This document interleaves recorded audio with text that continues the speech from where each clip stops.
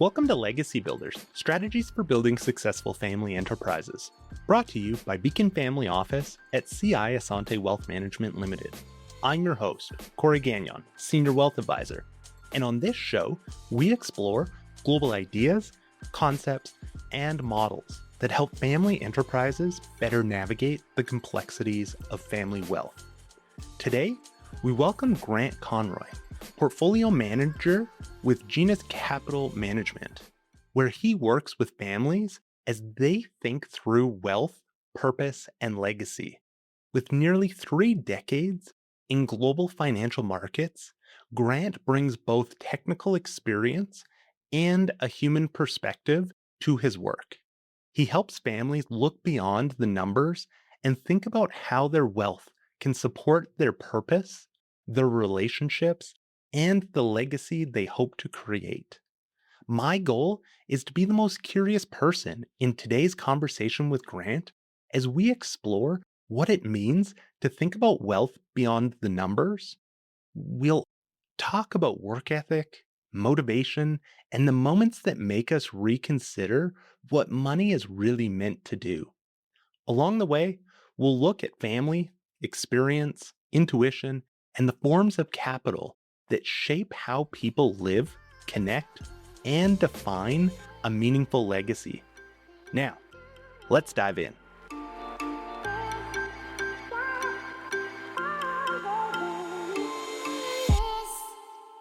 Welcome, Grant. We're excited to have you here today to share your wealth of knowledge and experiences with us. Let's dive in, shall we? Thank you for having me. Grant, imagine you're delivering a commencement speech to the graduating class of 2026, and you have the chance to inspire them with your story. How would you begin your speech to convey the incredible lessons and expertise that you've gained along your career?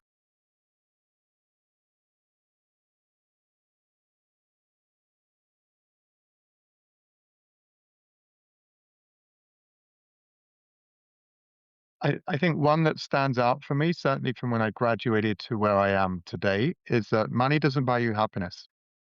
For the first 34 years of my life, I pretty much operated under the false assumption that money can buy you happiness. And I was brought up with a work ethic. I had a paper round from the age of 8 and pretty much worked ever since. But there was one time, so when I was around 34, I was working in the city in London, so the financial district. And it was a fairly capitalist kind of environment that I was in. And one year when I got a bonus, I spent a good chunk of it on a fancy sports car and thought that was amazing and that was going to make me happy. And so I distinctly remember one Friday evening driving home from work. It was kind of late. I was tired and I was sat at a red light and a group of people crossed in front of me having fun, clearly on a night out. And I was sitting there thinking, what am I doing? I've spent a ton of money on this car. I'm sat in it and it's not actually making me happy. And look at those guys just walking across the road, going to the next bar or wherever they were heading, having fun. And it was a sort of realizing moment or a realization for myself that what I thought was going to actually help make me happy isn't necessarily what was actually going to make me happy, if that makes sense. So I think definitely work hard and definitely treat yourself well. But I think when you do buy things, nice things, you've got to understand what they do give you and what they don't give you. So one of the things that I sort of pivoted on is that money will buy me happiness, and I don't think that is the case. Another lesson that has served me well, and I think I wish I'd known this earlier, is to be curious and to challenge things and just notice the world and your life as you live it. So when I graduated, I pretty much I'd done some summer internships. And so when I graduated, I sort of went into a job and then ended up in that role for 17 years. And it was great and learned a lot, but it was very functional. And so I kind of shut down part of me in terms of the learning around and being curious and witnessing around the world and everything that was going on in life. It was a trading job in markets, so it was very market focused, and so my learning and attention was all focused externally and on the markets. And I think what I failed to do is grow that much within myself through that period of time. I didn't do a lot of introspection, and I certainly just didn't notice synchronicities going on in the world. Everything was focused on the screen and what was happening externally, and I didn't really listen to my gut or intuition or instincts. And sometimes you get this misalignment inside, but it's being able to notice it and realize it. So I think staying curious and staying open and just noticing the world and what life is showing you is a very good lesson or very good takeaway. And something that I only realized later in life, when I had a moment to pause and I kind of shifted gears when I moved to Vancouver, and it started a whole new realm of growth for me. And I think as part of that, I realized you can only live life forwards. There's a Danish philosopher, I think basically the saying goes, you can only live life forwards, but make sense of it looking backwards, something along those lines. And I've had an incredibly lucky life. Like, if I was at my graduation and I would fast forward to where I am today and say, okay, you're going to spend, and until your mid 30s, late 30s, you're going to be in London working in a fast paced environment, earning well and enjoying life. And then you're going to move to Vancouver in Canada and you're going to settle down and have a family. I think I would have taken that. That would have been a great combination. But none of that was really planned. It sort of just happened and fell into place a little bit. I feel incredibly lucky for the way that life unfolded. But I think we try and plan things, and it's good to have a direction to go in. But every time you sort of have a plan, it's not necessarily going to work out. And so I think when I was 20, I had a plan, or when I was 21 or whenever graduating, I had a plan. And it didn't work out anything like I thought it would. Um, and yet it's worked out great. And so I feel incredibly lucky. So I think maybe Eisenhower or somebody basically said that plans are useless, but the act of planning is everything. And so I really advocate for that. Like, it might not feel like the right path at the time, but one day you will look back and it will make sense. And so I guess that ties into the being curious and being open, but just, yeah, living life forwards uh, is the only way you can do it. Amazing. Grant, going back to what you learned about work ethic, having a paper route, to what work ethic means to you today, how do you see the similarities and differences? Yeah, I was always driven money for myself, and that's what sort of led to the paper round. And it was always encouraged in my family and in my upbringing to be productive and to do something. And I don't know if it's good or bad because it stays with me now, and I find it hard to sometimes just sit down and turn off and relax a little bit. If there's something that needs doing, I tend to want to get it done. But I think it definitely put me in good stead because by the time that I was finishing university and I was going into work, I couldn't wait to start working. I was really excited to be doing that and to be able to be sort of not necessarily more productive than when you're studying, but it's had a tangible something to it. You got paid and you were doing something. Whereas when you're studying, it's harder to put an immediate sort of result on that other than the knowledge. So yeah, it stayed with me and it shaped me. But as I've grown older and started to delve within myself and learn about myself more, I do wonder the negative consequences of having that work ethic. And sometimes it is that I just can't switch off and relax. So in the evenings, I probably should just spend an hour doing nothing, but unfortunately, yeah, there's always a to-do list, and so I end up doing that. Yeah.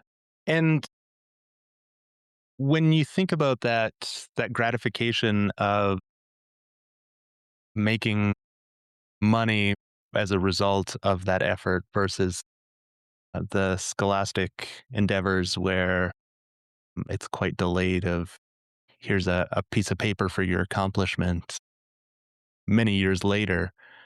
How do you tie that into some of the work you do today and the families that you work with, including the work that you do with your own family? Yeah, so it comes back to viewing, and I think sort of Jay Hughes encapsulates this well when he talks about wealth is more than just financial capital. And he lists four other qualitative capitals along with it, but I'll come back to those in a moment. But I started in life very much thinking that financial capital was the goal and that was wealth. And I think that process helped me because it drove me and inspired me to work hard and to put in long hours and learn and grow to some extent and do those things. But then I think it also helped me, like when I sat at the red light and I realized that actually there's more to it. And it was like a sort of a realization or epiphany type moment. And it's kind of like, yeah, well, this doesn't bring what I thought it was going to bring. And so slowly I began to realize that it was so there's working hard for pride, for achievement, for helping others, for doing things, and that didn't really change too much. Like everyone loves it when they get told they've done a good job or they've helped someone, and it's like nice work. And then there's just working for a paycheck, and I think just working for a paycheck is limited. Money is a very interesting thing on so many levels, but it's not a great motivator, I don't think. And I guess a lot of people seem to work around the premise that money is a motivator and it can drive people's behaviors and to do things. But I feel like it's only a short-term motivator. So if somebody works and they get a pay raise, they very soon, quickly get accustomed. And then in the work that I do now with families and in wealth management, if gifts are given, and that's amazing, and there's often, a lot of appreciation and much gratitude. And then after a while, it becomes a new normal. And so it sort of just dilutes or wears off a little bit over time. And so I think money, yeah, it can be a motivator and it can help in many ways, but it also is limited. And I think that's something that I realize now more that I'm older and working with families. And the other four qualitative capitals that Jay Hughes talks about. So he talks about financial capital, intellectual capital, social capital, spiritual, and human. And yeah, I've really realized with time from my own journey and just working with others that those other four qualitative capitals are just so important and mean a lot more. And so, Grant, we've kind of what we were just talking about is that human capital component around the well-being of the individual, finding meaningful work, having positive sense of identity, and that happiness pursuit. And so, when you think of that happiness pursuit and that sports car, how are you taking that realization and that curiosity in the way that you approach the younger generation? It's a hard message to tell. I feel like it's somewhat of a message you need to live. But everybody is raised and everyone's in different families and have the different value sets to begin with. So it's not a sort of one size fits all messaging.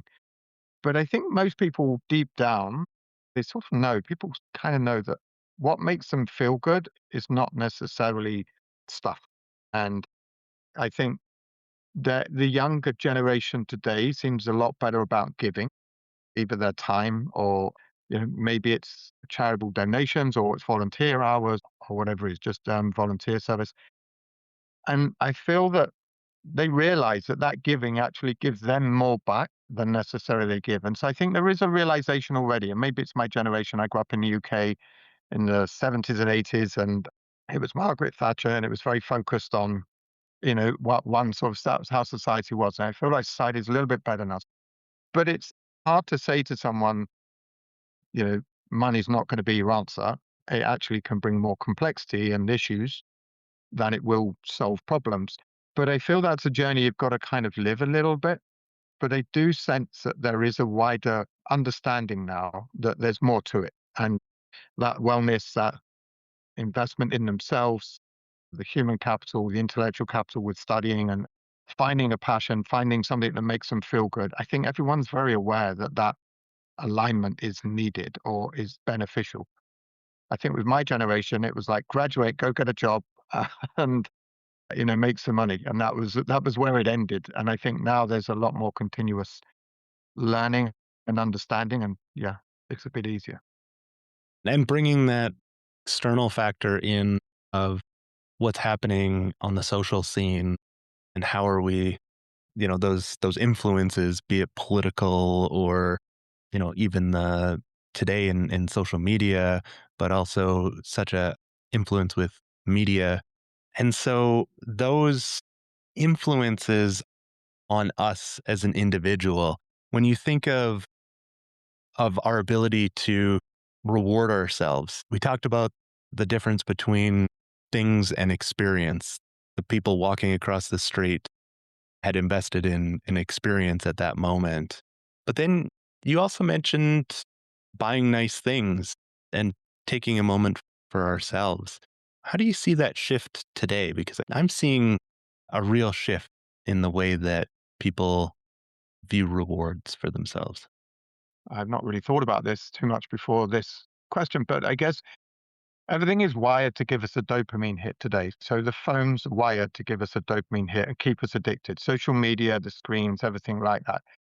And I wonder if the generation that has grown up with iPhones and with those dopamine hits, they are maybe more wired to go look for the dopamine hits, and an experience gives you that more so immediate hit than necessarily a thing. And so I don't know if that's part of it, but I do feel that there is a shift more to experience, which I think is a good thing.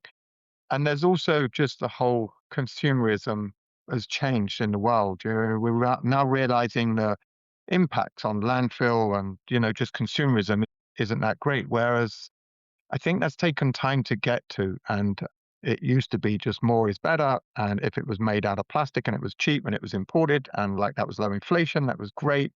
So there was this period, it's a bigger geopolitical macroeconomic picture where there was the countries that produced could import cheap. People had a great way of life, in North America and Europe, and they would buy stuff and it was just disposable. And so we moved from a world of fixing things to just buying new stuff. And this whole consumerism cycle kind of peaked somewhere in the mid 2000s, I feel. And I don't have data for that, and now it's shifted. And I think that the younger generation now are a little bit more experience focused. And I feel that that's a good thing because it maybe creates more real connections with others if you experience that thing with something else. And it also gets rid of the falsehood of buying stuff will sort of just make you happy. So I think there is a generational shift that has taken place over time. We went through a long period where goods inflation was actually deflationary. You think of the big screen TV, how cheap it's become versus, when we went from tube TVs to flat screens and how much they were. And I think about today, or maybe not exactly today, but the amount of money people were willing to spend on Taylor Swift tickets, and even today with the demand pricing that FIFA's switched to in this tournament versus previous, and what that's doing to services inflation because people have shifted some of that priority. Yeah, and it's a shift. Like you think about Uber, even right, with surge pricing and the way that that works. And so there's a whole generation that's grown up with that. Like my mum, so she now lives in Vancouver too, and she's 75. And so, she's started using Uber from time to time, and it's a different price every time she takes the same journey. And so that's a bit alien to my mum. And I guess the younger generation, that's just, well, that's how it is. And it makes sense. And I get it. Like, so I think technology's had a big part of that too. And yeah, you mentioned the World Cup, and I'm in Vancouver right now, and Canada played here yesterday, and so that was very much ticket prices have been on the topic of conversation for everybody. But you mentioned Taylor Swift, so I'll share a quick story. So Taylor Swift came through, I guess, like I don't know, December 24, and we were putting the kids to bed at bedtime, and my wife had tapped out and was on her phone, and I'm kinda like, what are you doing? I need some help." She's like, "Well, I'm just on this thing about Taylor Swift tickets, and apparently the day before the concert, the ticket prices plummet because it's prisoner's dilemma or whatever of the people that are holding the tickets but need to sell them, and it's like, who goes first to lower the price?" Anyway, so I was like, "They're crazy prices. We shouldn't be doing this now. Can please let's get the kids to bed and talk about it later," because she was looking at buying some. Anyways, we get the kids to bed, and then she's like, "Well, I bought 2 tickets." And I'm like, "What? You're crazy. How much did you spend on those?" Like, anyway, and It was a lot cheaper than it had started out, but it was still a good chunk of money.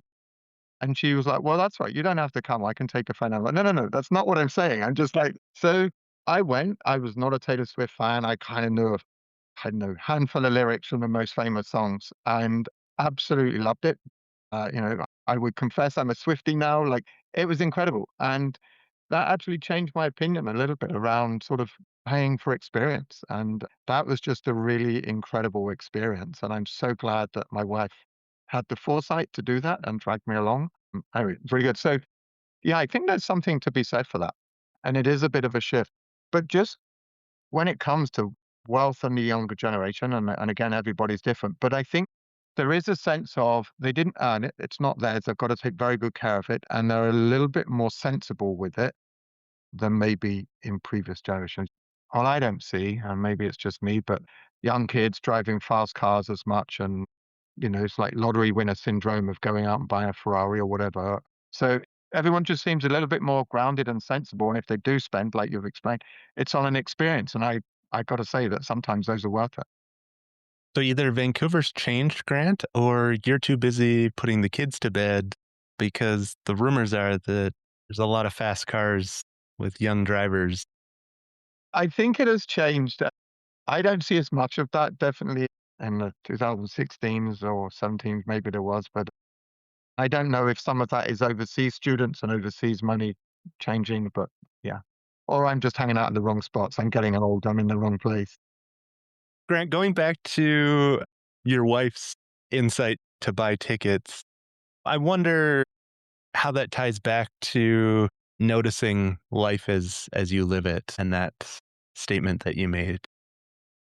So it's really interesting. I think about this ahead of the podcast as well. All of my big decisions in life have tended to come about by chance or luck or whatever you call it. It's not like I planned to meet a girl from Vancouver and then move back to Vancouver. But anyway, my wife is incredibly wise in lots of ways that I'm not.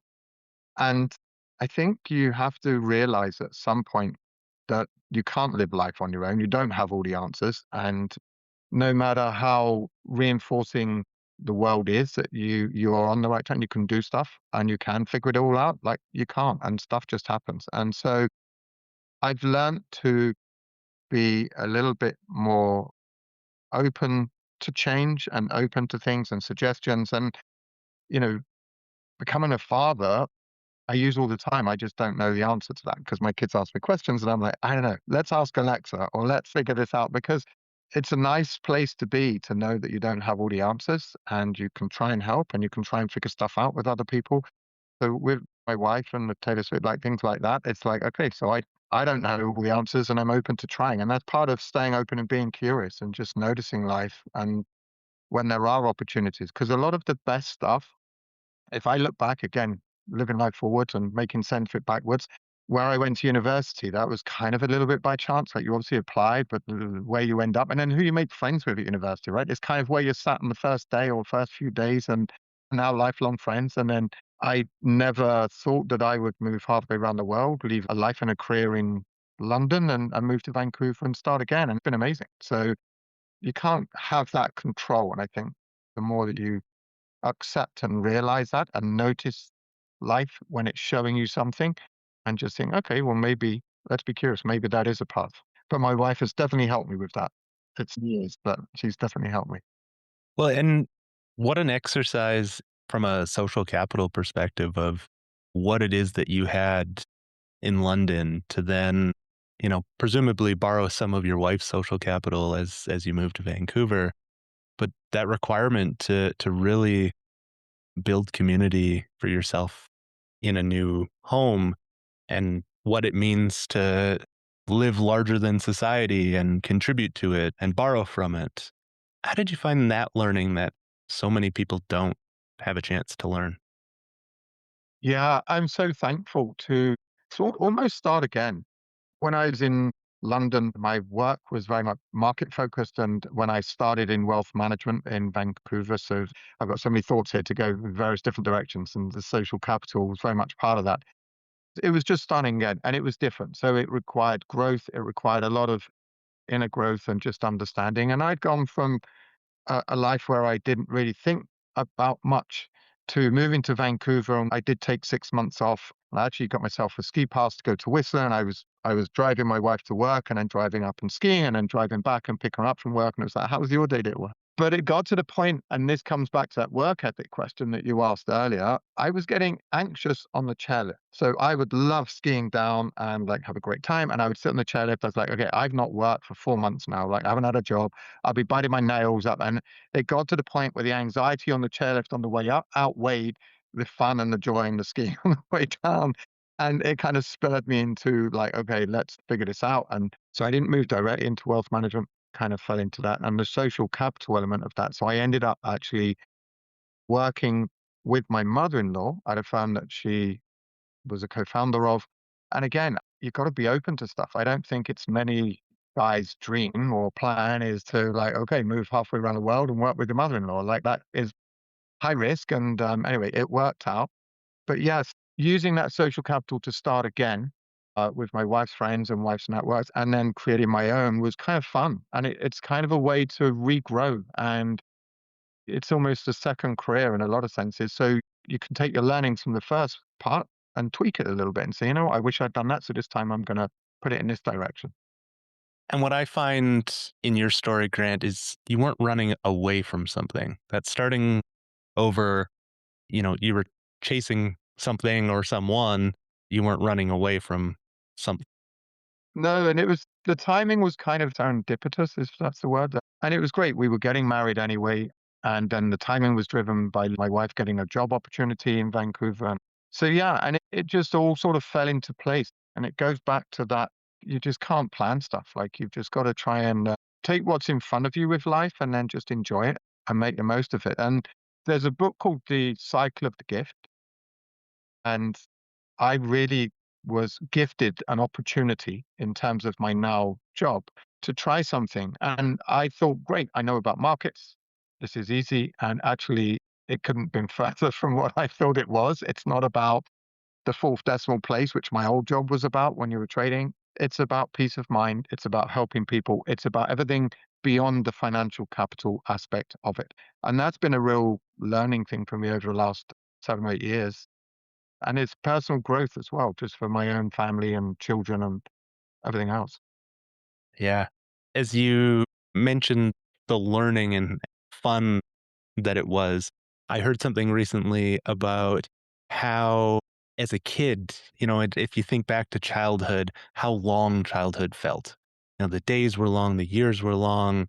It just seemed like, man, like I'm so excited to become an adult. And you become an adult and things go faster and faster and faster.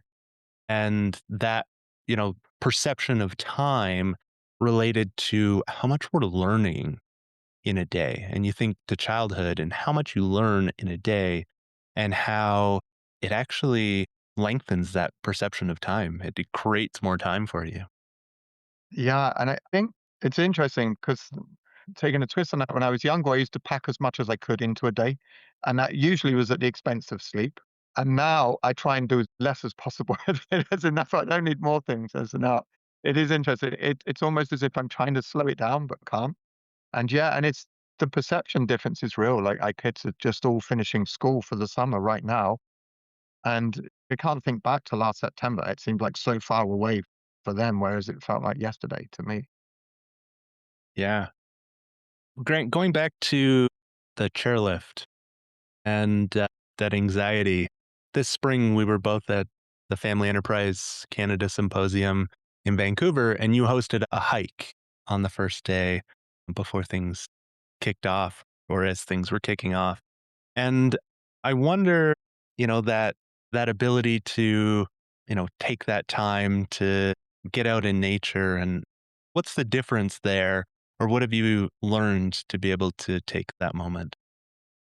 So there's so many different studies that talk about being in nature is good for you. It slows us down, it lowers the blood pressure, and it's fresh air, and it's just beautiful. I don't know many people that don't like being out in nature. Like it just is a thing, and it just feels more aligned to do that as well.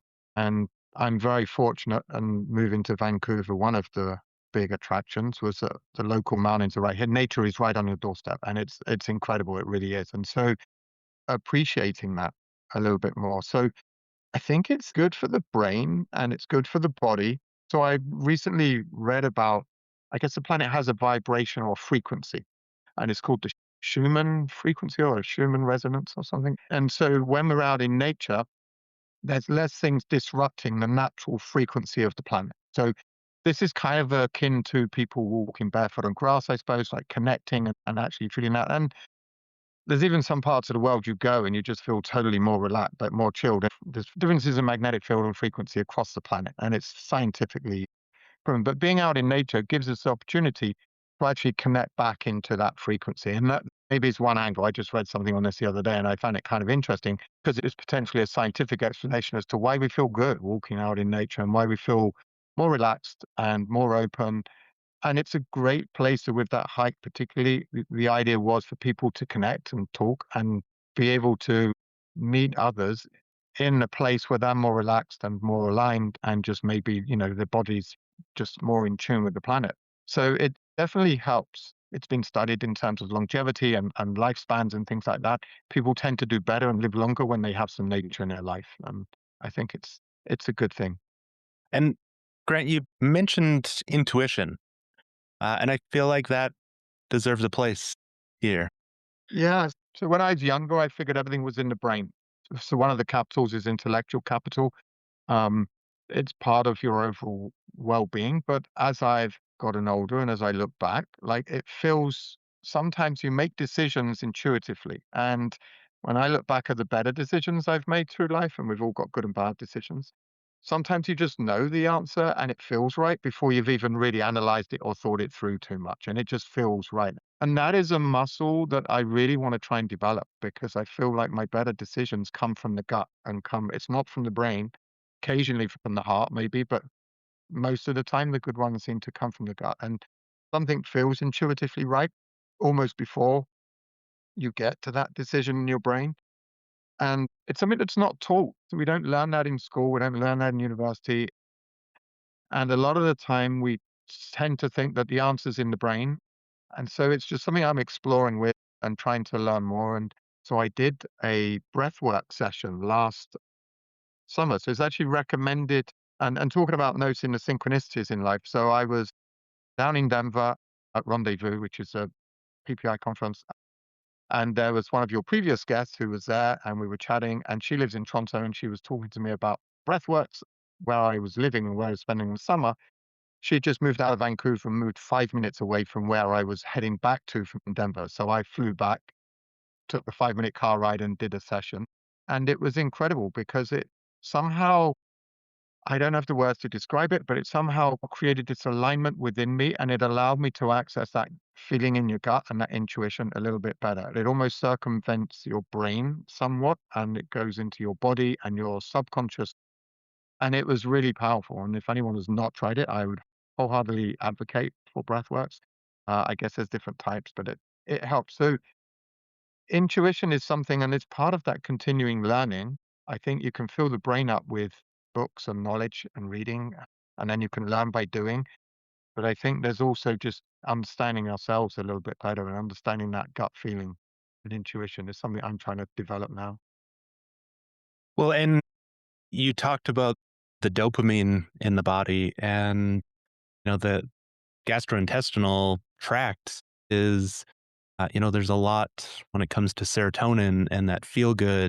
And, there's not only studies, so the science part, but many old parts of society who maybe aren't using science, but we can't necessarily explain it in a way that Western world wants it to be explained. But my goodness, is the gut the second mind for sure. Yeah, and as you look through history, there's so many things that talk about energy in the body, and it's not just all in the brain; it flows throughout. So it's fascinating. It's a great journey to start to explore. Absolutely. Grant, as we near the end of our conversation today, there's a few questions I ask each guest before we wrap up. You ready for the tough ones? Yes, let's go. All right.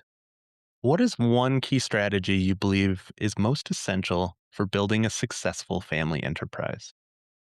Yeah, it's hard to define, it's hard to boil it down to just one single key strategy, but I personally, I think it's what I've witnessed. It's intentional communication. I think with families, and it depends how they've evolved and how an enterprise, how long it's been around and what people have grown up with. But just having any intentional communication. So it could be around wealth, it could be around the family operating company or business. But intentional communication is very odd in families because it's not something that we start out doing. A lot of things are just ad hoc and unintentional. But I think it's really important to actually create that space to have that communication and to have an agenda and to have something, a purpose to sit down and discuss. Like there's an end goal for that communication. And I found that it's one of the big things. If people can communicate well, then it gets around some of the potential conflicts. It puts things on a table. It can avoid surprises. So I think that would be the one that I would go with. Having said that, it's not always easy, and doing it is a different thing to just saying it. So that would be my one to go with. Well, and I think from my perspective, what we've spent the last half hour discussing is knowing oneself. And if you know yourself, it's easier to communicate with others as well. Yes, and that development within families is something that I think could be better served. I remember seeing, I think it's Stacey Alred and a few others, they came up with a 10 by 10 learning matrix, and half of it is internal growth and learning, and half of it is external growth and learning. And I yeah, feel that sometimes there's a lot of focus on, okay, teach me the tool, teach me the three circle model, or teach me a method because it's easier to have an answer or solution using a tool or using an external learning. And the hard work is the internal learning. Absolutely. Yeah. And Grant, what is the most common challenge that you see family enterprises encountering when it comes to wealth transition and generational continuity? Yeah, this one came to me more easily. I think the desire for everything to be equal. And I totally get it. Like with three kids, we do, one cuts, one chooses, another chooses, and then the third, the one who cut goat chooses third. But there's a keen sense from such a young age, and we as parents reinforce it about everything being equal. So I've seen it go both ways. I've seen families actually talk about it, and they go for not necessarily equal, but equality. And so it's this whole fair and equal thing, and you get everybody on board. There's communication around it, and things don't necessarily get divided from an estate perspective exactly equally, but everyone is happy and everyone is on board. And then I've seen other ones where it is all equal, and it just doesn't feel right for the recipients even because there's unequal circumstances and sometimes maybe people figure that out themselves and beneficiaries can do that, but parents, and again it kind of loops back to the communication, but I think parents just feel that everything must be equal. It's a loop that happens from a young age. I think parents reinforce it, and then for family enterprises there's that desire to make things equal somehow. For estate planning, everything tends to be equal. So that is one challenge that I don't have an answer to, but it's really worth a conversation around for everybody. And I think worth noting, you mentioned a wonderful resource that I use when it comes to that. A Cycle of a Gift is a wonderful book talking about how gifts are received versus transfers that are not, considering the recipient. Yeah, that's an excellent book. There's so many chapters in there. I've reread several chapters many times. And Grant, in your experience, what are the top three key qualities that successful family enterprise leaders possess? So control is a really hard topic for leaders. So I recently read a really interesting LinkedIn post around stewardship. And if there's a founder or there's a wealth creator and somebody has built wealth or built a business, they've often used control to get there. And that's been sort of a successful strategy for them and they've grown and done stuff. And when it comes to stewardship, it requires something different from control. And this was a great LinkedIn. And so I think successful family enterprise leaders understand and appreciate that ceding control is essential for something to continue because it starts to become, how can this continue beyond me? And how is this bigger than me? As opposed to I'm controlling this and clinging on to it and it's mine. So I think one thing is successful leaders are able to see that control, be it assets, be it a business, and they shift the responsibility into mentoring and encouraging the transfer and helping lift the next generation to accept whatever it is, the company or the wealth. So that's one thing, ceding control. Communication, again, we talked about it. It's a little bit sort of, I guess, obvious or cliche, but certainly when it comes to wealth, there's a generational difference. People didn't talk about money and financial capital before. So I think aside from just identifying that wealth is more than financial capital, but then it's like, how do we talk about that? And so I think that communication is really crucial. And then an awareness. It's just an awareness with life that there's more to it. There is something bigger going on that is outside of us that we don't have that control over or impact on. And we're just a small part of it. And I think having that awareness can lead to a sort of more shared intention or shared purpose, which could be the stewardship of money or moving, things continuing on beyond me. But it's just having that sort of awareness of how one person, a leader, fits into that whole bigger world and that whole bigger picture. And it's almost taking away the ego a little bit and just sort of like, okay, this was my time and now this is moving on. But if you can cede control and you can communicate and you can have a strong awareness, I would say those are three things that are going to stand you in good stead. And before we conclude today, Grant, I'd like to highlight one where our listeners can engage in more of the conversations you're having, as well as some resources and things that you'd like to highlight where our guests can find more about some of the topics that we discussed today. Yeah, so see, we mentioned Family Enterprise Canada and the symposium that we were both at. That has been pivotal for my learning because as I came into wealth management, I did the Family Enterprise Advisor course, and it just showed me that the family was kind of the client, not necessarily just one person. And another organization which I really highly recommend is Purposeful Planning Institute. I think you remember as well. That has really helped me grow internally and develop myself. So those are two organizations that are worth checking out. There's lots of resources on their websites.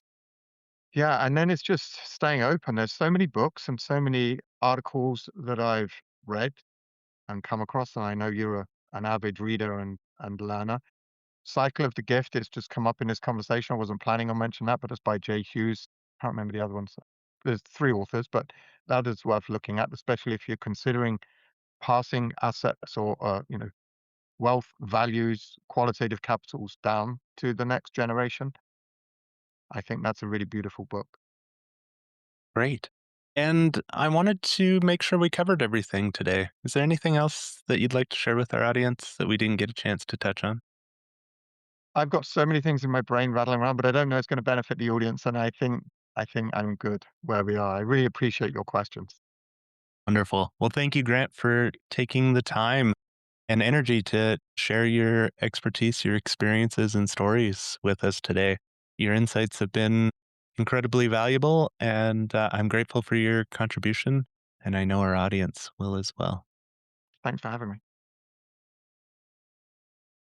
As we wrap up this episode, we invite you to reflect on Grant's reminder that wealth is often understood differently as life unfolds.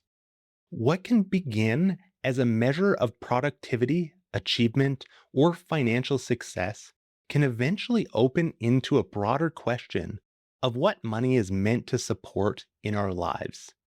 Whether you're part of a family enterprise or walk alongside one, this conversation points to the value of looking beyond financial capital alone. When families make room to talk about purpose, relationships, experience, and well being, they create a fuller understanding of wealth and the role it can play across generations. Throughout our conversation, Grant helped bring forward the personal side of wealth. He invited us to consider how achievement, family, experience, intuition, and the ability to slow down all plays a role in shaping how we define success. His perspective reminds us that wealth planning is most meaningful when it helps families stay connected to what they value, how they want to live, and what they hope to carry forward. If you'd like to learn more about Grant's work, you can find it in the show notes, along with ways to connect and continue exploring ideas from today's conversation. Thank you for joining me, Corey Gagnon, your host of Legacy Builders Podcast. It's a genuine privilege to explore the conversations that shape family wealth, leadership, and legacy alongside you. If you enjoyed today's episode, you can subscribe on Spotify, Apple Podcasts, or wherever you listen. And if someone came to mind while you were listening, maybe a family member, a colleague, or a friend, feel free to share this episode with them. If you'd like to support the show, leaving a rating and a review really helps more people find these conversations. And if you have a question about anything covered today, or a topic you'd like us to explore in a future episode, I'd love to hear from you. You can email us at beaconfamilyoffice@asante.com. That's beaconfamilyoffice@assante.com. Legacy Builders, Strategies for Building Successful Family Enterprises is brought to you by Beacon Family Office at CI Asante Wealth Management Limited. If you'd like to explore more of our content, you can visit beaconfamilyoffice.com. And if you're facing a transition or simply want a sounding board to think things through, I invite you to schedule an initial call to learn more about how we support families. Thanks again for listening. Until next time, stay intentional about building your legacy. This program is prepared by Corey Gagnon, Senior Wealth Advisor with Beacon Family Office at CI Asante Wealth Management Limited. This is not an official program of CI Asante Wealth Management Limited, and the views and opinions expressed in this podcast are those of the speakers and do not necessarily reflect those of CI Asante Wealth Management Limited. This podcast is intended for general information only and may not be applicable to all listeners or investors. It is not intended as personal financial, legal, tax, or investment advice. Before acting on any information discussed, please seek professional advice regarding your individual circumstances.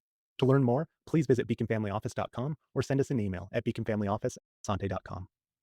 The views expressed by the guest speaker are personal and may not represent the views of his employer, Genus Capital Management, Inc., or its affiliates.